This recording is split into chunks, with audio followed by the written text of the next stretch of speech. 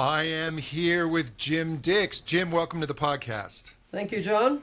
So Delighted we to be had a recent conversation where you were talking about really getting into this strict regimen of improving your musical skills. Why don't you tell us a bit about what led you to that? You know, it's started with a motivational thing that I saw on YouTube, and it was just one thing that just sort of triggered.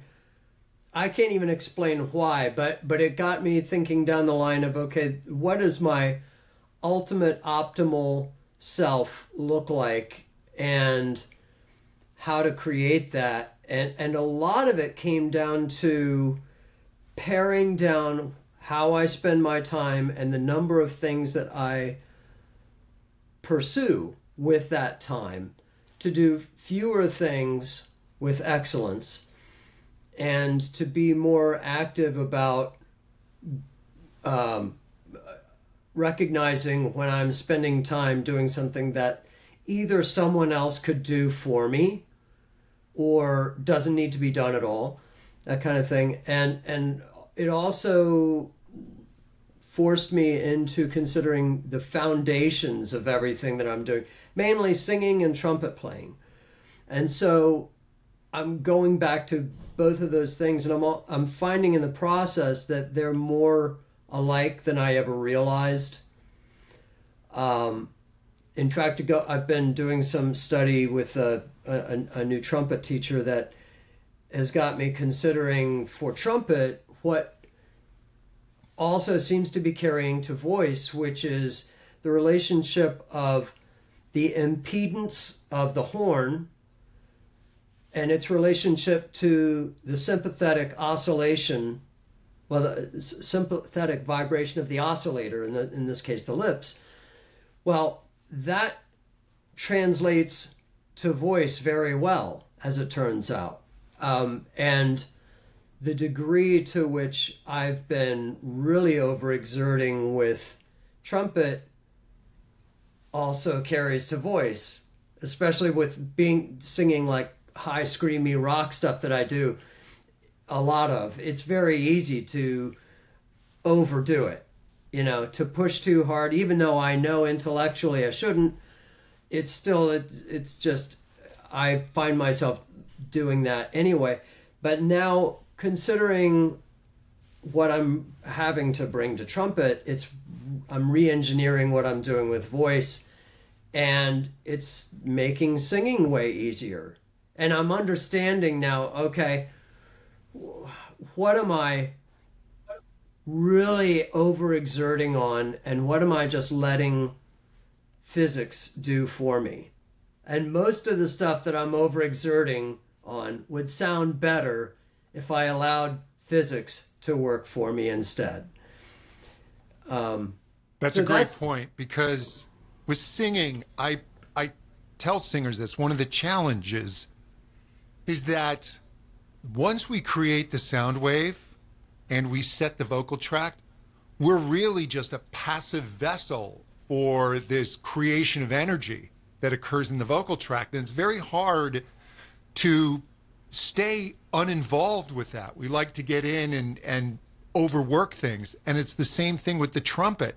The trumpet really is, obviously you're pressing down the valves and you're putting the sound wave into the trumpet, but a lot of the energy that's created within the trumpet is feeding back and making your job easier. Right. Absolutely. Yeah. And another thing that I'm learning in the process is splitting practice into two different approaches. One being focusing on the process without a lot of concern for the sound that comes out. You could say this unfinished sounds fall into this category, where I'm going to create a feeling of doing it right now because I don't have total competency in this particular thing yet. It may come out sounding weird, or it may crack or whatever, but that's okay because I'm going for the feeling, and whatever happens, happens. And then on the other side is the result oriented practice, where I'm trying to find the sound that sounds best and follow that. And I'm finding that when I do those in isolation, I get better results than when I try to do them both at the same time. You know, That's a fantastic point. That's really smart, because that allows you to not judge what's going on when you're working that new skill. You're allowing your body and your nervous system to begin to develop those skills without your brain and your judgment jumping in. Yeah, yeah, and it's a lot of fun, because I'm coming back to the bigger picture of self-identity, which is really what it comes down to. Is, I mean, maybe it's because I'm 56 and I'm not 22 anymore, and I'm starting to look at, like, okay, when I look back from when I'm 96, what do I want to see? And when I'm meditating and I visualize my ultimate self, what do I want to see? I may not be there exactly, but am I doing the things and acting in the way and working on the things that ultimate self would be doing? And so if that's the path I'm on, then I'm good. What I find fascinating is you are taking this step from being a very fine musician and looking to see what world-class musicians do. And that's it, yeah. What do I have to do to be in that elite level? And it's a pretty serious jump. Yeah, but I mean, it's like it's fun. I have this these conversations with my dad all the time about happiness versus complacency, and he, in his worldview, being happy means you're automatically complacent and you're just satisfied with being wherever you are. I'm only happy when I'm on the road to somewhere better. So in a sense, you could say I live in a mobile home. Like I'm at home being in motion. And that is part of what my optimal self looks like. I actually don't like travel per se. In terms of traveling, I love being at home. If I don't have to go anywhere, that's great. But in terms of my life journey and my musical journey, I always want to be in motion. I agree. And just constantly learning, constantly improving. What have you found in your day-to-day? What changes have you had to make in regards to, let's just say, with your trumpet skills? Because I know you're really focused on that right now, as well as your singing. Mm-hmm. But what does a typical day look like now as compared to before you started this? Well, before I went down this road, I mean, I certainly would practice. I would be practicing specific exercises that had been prescribed, and doing various kinds of study. And then, I do my workout at the gym and come home and do other things and write music and, get lost on the internet for a while maybe, or, various things around the house, and I'd go out for a ride on my motorcycle, and that I wasn't really as focused as I should have been. I didn't realize it until I started really holding my own feet to the fire and say, okay, like this is okay, but this is not greatness. This does not smack of greatness. So now it's like, unfortunately, I haven't been out on my motorcycle in like a month, but I still go to the gym 5 days a week, but I'm like, I wake up, I come in the studio, and I start warming up my horn, my chops, and I play and study that until I can't do it anymore and I need a break, and then I take a break and I come back and I do that. And that's pretty much, I mean, I have lessons I teach, voice lessons I teach, but that aside, every moment I have, pretty much, I'm practicing the horn, and I'm getting a deeper level of understanding. Fortunately, it's so closely related to singing that a lot of what I'm learning from the study that I'm doing on the horn, which is really breaking down and building a whole new foundation, it carries over to singing very well. So it's making me a better singer. How much resistance? Oh, I'm sorry. Oh, that's okay. But did you experience resistance at the beginning? Was it hard? Like from myself?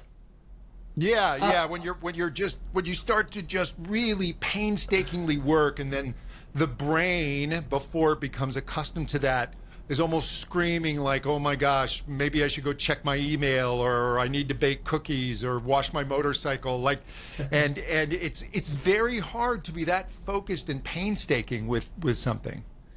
Yeah, I hear you. The thing is, I mean, the work that I'm doing is mentally grueling, because it's just very taxing to have to go so deep inside that you're deconstructing all the operating premises that you've been operating from for the last 30 years, and break all that down and build a new foundation. That's hard, but I would say I haven't been in resistance to it, because what I'm looking at is that vision, that concept of, now I don't want, this is in no way meant as self-aggrandizing at all. That's not my angle, but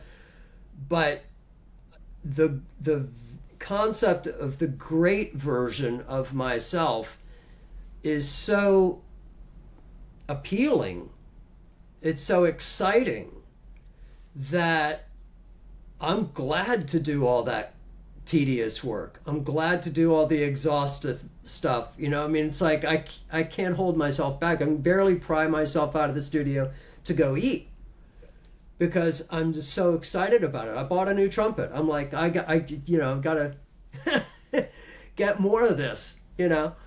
So no, I haven't gotten resistance. It's just exciting. And the only thing is, I have a fear that the fuel that I'm running on will somehow run out, and I won't have this kind of drive at some point. But right now, and since the beginning, I've just been so fired up about going in the direction of that great version of myself, that it's intoxicating. I find it really exciting when students get to that point and you see really the lights come on and they realize, wait, I can be really, really good. And I will ask them, how good do you want to be? Like, if you want to go for this, let's go for it. And it's just so thrilling. And I'm sure you find inspiration as you go to the gig, because I know you perform regularly at these fantastic, you have a very successful group that you're in. I'm sure on the gig, that's when it really starts to reap the rewards, because you sound better, you feel more confident. I am sure people have noticed the improvement. That's true. Yeah, and that's definitely nice, and greater competency and proficiency. That's always fun. And when I listen to the music that's exciting to me, and I think, okay, what if I sounded like that? Well, okay, so that forces me to confront the question of, can I be like that? Can I sound like that? And if I can, why don't I sound like that? Or better yet, what do I do to get there or set myself on the road to that place? So that's really exciting, because I think there's so much of the inside of one's psyche that says, oh, I could never do that, or that's not me, I'm not good enough, I'm not that good, that's somebody else who's really talented. But no, I just reject that, because I think 9 times out of 10, sure, there are people who are just exceptionally talented, naturally gifted out of the box, but for the most of us, it's finding good teachers and doing the work and not being afraid to be great. That's a great way to look at it, because I think there is a fear of that, because if you put in all this work and you don't get there, right, there's this almost this fear of failure. And I'm sure in your own teaching, as you've got this real passion, you're able to motivate your students, and you're able to recognize those students that are ready to step up to that higher level. Mm-hmm. Yeah, and I also find I have one student in particular that it's really exciting to watch her grow, because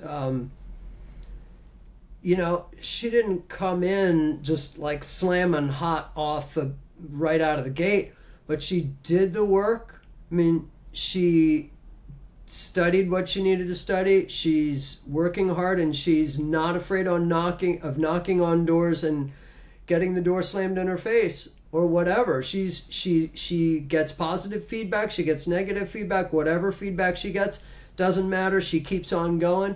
And meanwhile, she's getting more and more. She's doing solo gigs, she's auditioning for bands, she's doing this, and some people like her, some people it's not their cup of tea, whatever, but she just keeps persevering and persevering, and she's growing by leaps and bounds. And it's really fun, because what you have is somebody who hasn't accepted her own or other people's notion of what her limitations are.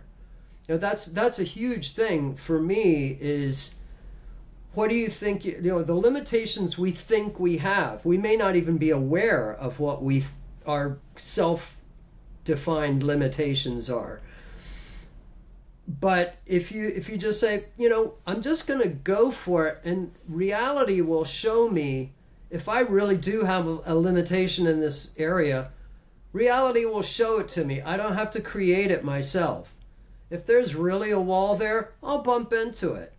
But I don't need to create my own wall. And that's kind of scary in a way, because it makes you really like you don't have any outs.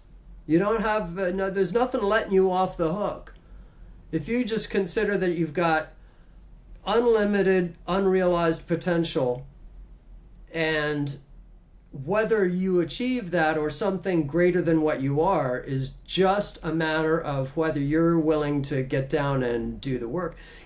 Potential, I'm a perfectionist. Or I tend to be a perfectionist. The problem with being a perfectionist is that you can fall into the trap of not doing things, because potential is perfect. It just lives in the realm of what might be, and it's untouched by any kind of reality that might dirty it up. As soon as you write a song or whatever it is, you open it up to criticism. Or maybe it's not quite all that you hoped it would be, or there's some kind of shortcoming that it might have. And if you're a perfectionist, that's a real problem. So just saying, okay, I'm going to throw it out there and do it. And if it has imperfections or flaws or whatever, I'll try to fix it, or I'll deal with it however. But I got to get myself out of that unrealized potential, and something into the real world. So That's part of this whole game. No, that's wonderful advice, because that's where it gets scary, is when you start to take what you've been working on and put it out there for others. I mean, I've just been completing 2 major projects, and I know that it's going to show up.